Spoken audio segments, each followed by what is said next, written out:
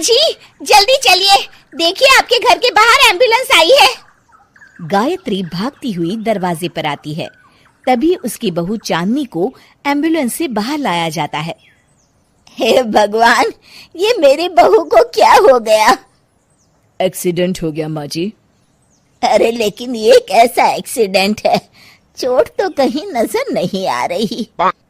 अरे माँ जी, दिमाग में अंदरूनी चोट लगी है और ये अपनी याददाश्त खो बैठी है। हैं? मेरी बहू याददाश्त खो बैठी है, अब क्या होगा?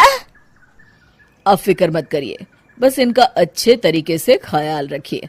मैंने दवाइयाँ दे दी हैं, अब मैं चलता हूँ। अगले दिन, अब तेरी तबीयत कैसी है बहू?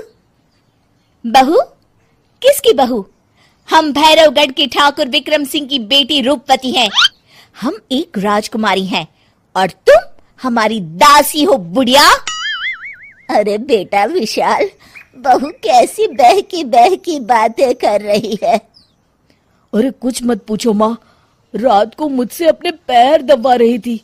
सर पर चोट लगने की वजह से इसका दिमाग पूरी तरह खराब हो गया है और ये अपने आप को राजकुमारी समझ रही है। तभी वहां चांदनी आ जाती है। तुम दोनों यहाँ क्या खुसुर फुसुर कर रहे हो?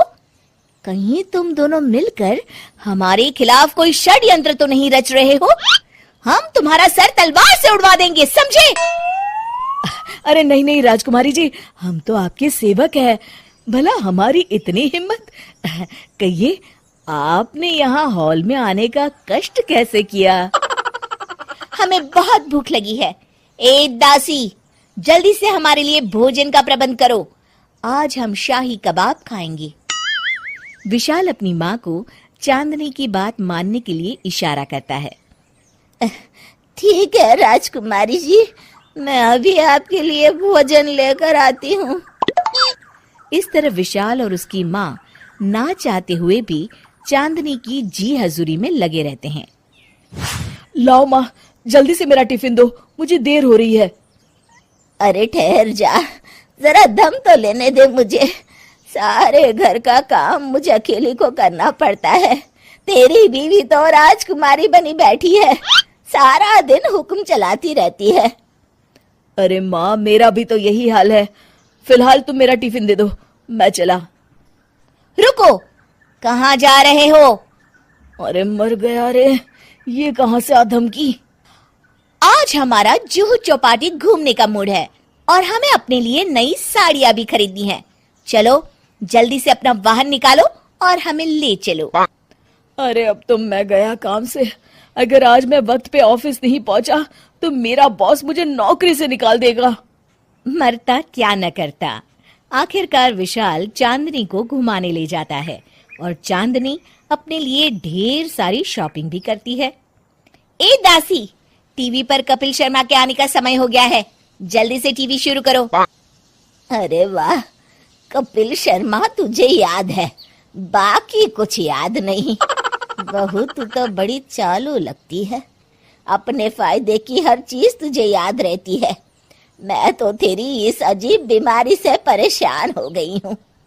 अगले दिन, अरे डॉक्टर साहब, आप इतने दिन से मेरी बहू का इलाज कर रहे हैं, लेकिन उसकी बीमारी तो सुधरने के बजाय और बढ़ती जा रही है। अरे माँ जी, ये दिमागी बीमारी है, बेचारी की याददाश्त चली गई है, वापस आने में थोड़ा वक्त तो लगेगा ही ना। गायत्री डॉक्टर से बात कर ही रही होती है कि तभी उसकी पुरानी सहेली शीला वहां आ जाती है। शीला को देख अचानक डॉक्टर घबरा जाते हैं। अच्छा माँ जी, मुझे एक मरीज को अर्जेंट देखने जाना है, मैं चलता हूँ। ये कौन था? अरे अब क्या बताऊं शीला, एक एक्सीडेंट भी मेरी बहू की याददाश्त चली गई है।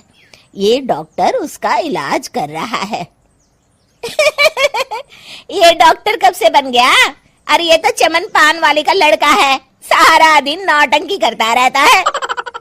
अच्छा तो ये बात है, अब मैं समझी। मेरी बहू और ये पान वाले का लड़का दोनों मिलकर मुझे बेवकूफ बना रहे थे। चल तू मेरे साथ। गायत्री शीला को एक बड़ा सा डंडा हाथ में देकर अपनी बहू चांदनी के कमरे में ले जाती है। बहू, ये मेरी सहेली है, एक डॉक्टर है। इसने तेरे जैसे न जाने कितनों का इलाज 2 मिनट में कर दिया है।